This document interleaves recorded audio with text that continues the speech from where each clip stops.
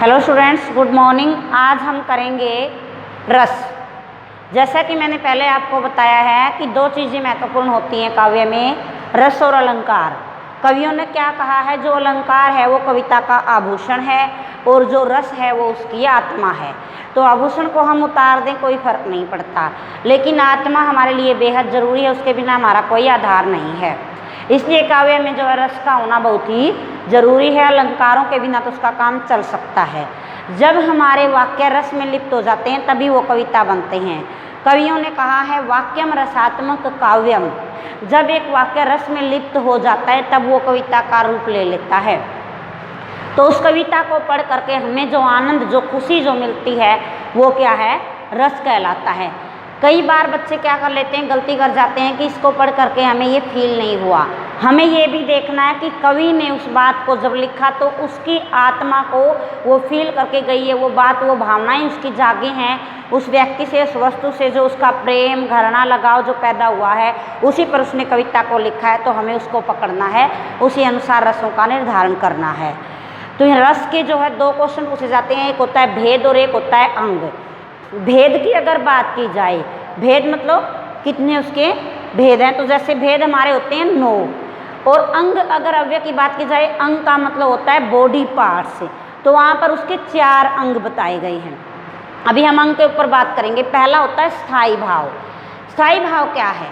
जब मनुष्य पैदा होता है तो वो अपनी कुछ फीलिंग्स, कुछ भावनाएं लेकर आता है। माना गया है कि मनुष्य जब पैदा होता है तो 9 तरह की भावनाएं लेकर आता है। खुशी, रोना, हंसना, परेशान होना, शांत हो जाना, घृणा करना, तो इस तरह की भावनाएं वो लेकर आता है। तो वो 9 जो है हमारे स्थायी भाव माने गए हैं, जो मनुष्य जन्म से ही साथ लेकर आता है।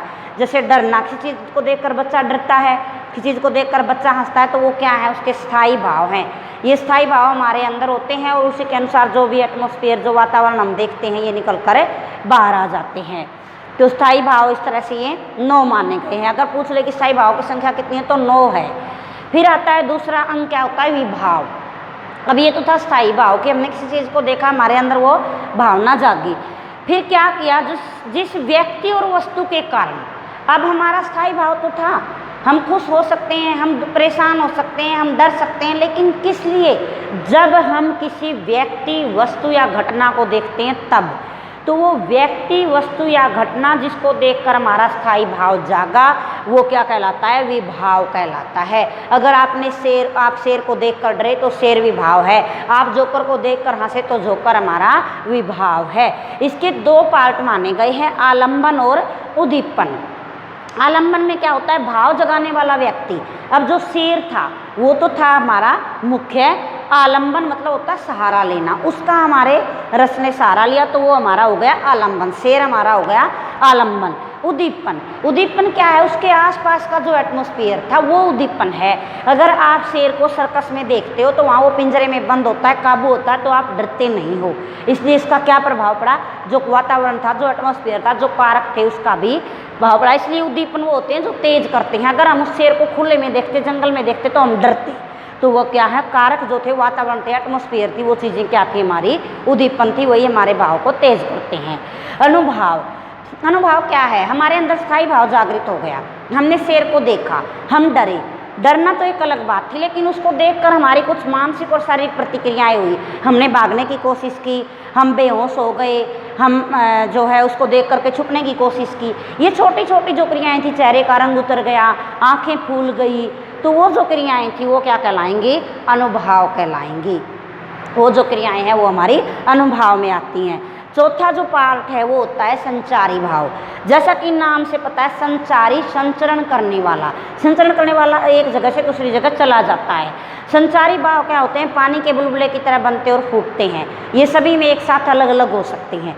शेर को देखने के बाद बच्चा डरा, लेकिन उसके चेहरे पर क्या रंग आया, वो क्या था, वो हमारा संचारी भाव था। जरूरी तो नहीं कि सबका चेहरा लाल हुआ हो, तो इसलिए संचारी भाव क्या होते हैं, एक ही जो रस है उसके संचारी भाव अलग अलग भी हो सकते हैं। संचारी भावों की संख्या की बात करें तो हमारे कवियों ने इनकी संख्या 33 मानी है। फिर जो अगला जो क्वेश्चन आता है वो हमारे टेबल से आता है। जिसमें या तो स्थाई भाव दिया जाता है, रस पूछ लिया जाता है, या रस दे करके स्थाई भाव पूछ लिया जाता है। 1 नंबर का क्वेश्चन यहाँ से हर बार जरूर आता है। तो ये टेबल जो मैंने बनाई है इसको आपको अच्छी तरह से याद करना। ये क्या बताए गए हैं, हमारे स्थाई भाव बताए गए कि कौन सा स्थाई भाव जागृत होने पर कौन सा रस कहलाएगा। प्रेम या रति, रति कामदेव की पत्नी थी जो सौंदर्य के देवता हैं, तो उसके नाम पर इसका रति का जो है नाम रखा गया है। तो ये श्रृंगार रस, श्रृंगार जैसा कि नाम से पता चल रहा है, इसमें कवि क्या करता है, नायक नायिका के प्रेम की बातें करता है, उनकी सुंदरता की बातें करता है, उनके बिछुड़ने की बातें करता है। यदि बिछुड़ने की बातें होती हैं तो वियोग श्रृंगार रस कहलाता है, यदि मिलने की बातें होती है तो संयोग श्रृंगार रस कहलाता है। तो इस प्रकार से जैसे कि कंगन के नग में देखत परछाई, तो क्या कर रही है सीता माँ अपने कंगन के नग में राम की परछाई को देखकर मुस्कुरा रही है, मतलब संयोग श्रृंगार रस है।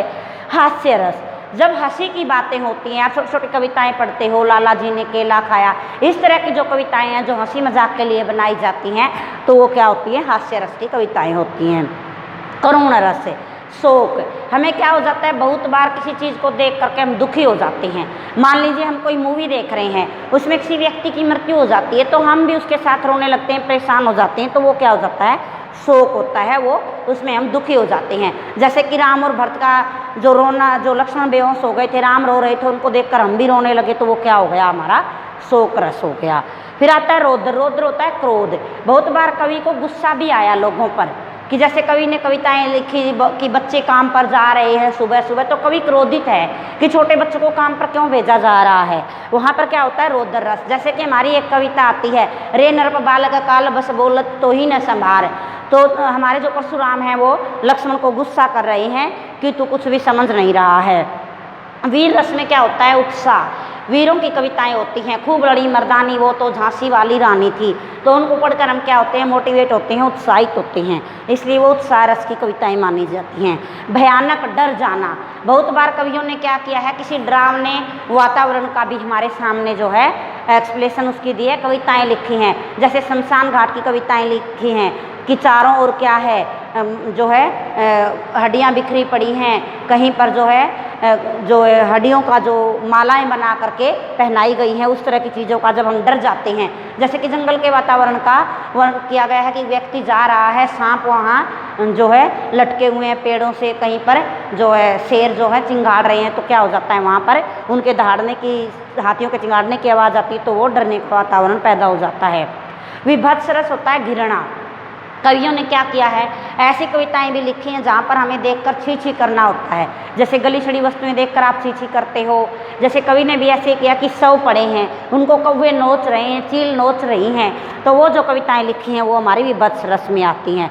अद्भुत विस्मय, हैरानी, बहुत बार हमें कवि को क्या होता है, किसी कार्य के होने पर बड़ी हैरानी होती है, तो इस तरह से कवि उसको देखकर हैरान हो जाता है, तो उस तरह की कविताएं जो लिखी हैं वो अद्भुत रस में आती हैं। शांत, शांत निर्वेद, जो क्या हो जाता है, मन बिल्कुल शांत हो जाता है। कवि कहता है कि सब कुछ छोड़ दे, ये संसार कुछ भी नहीं है, भगवान की भक्ति कर। तो इस तरह की कविताएं जब होती हैं वो शांत रस में आती हैं। तो इनको अच्छे से पढ़ करके बुक से समझना, कोई प्रॉब्लम है तो मेरे से आप बात कर सकते हैं। Thank you so much.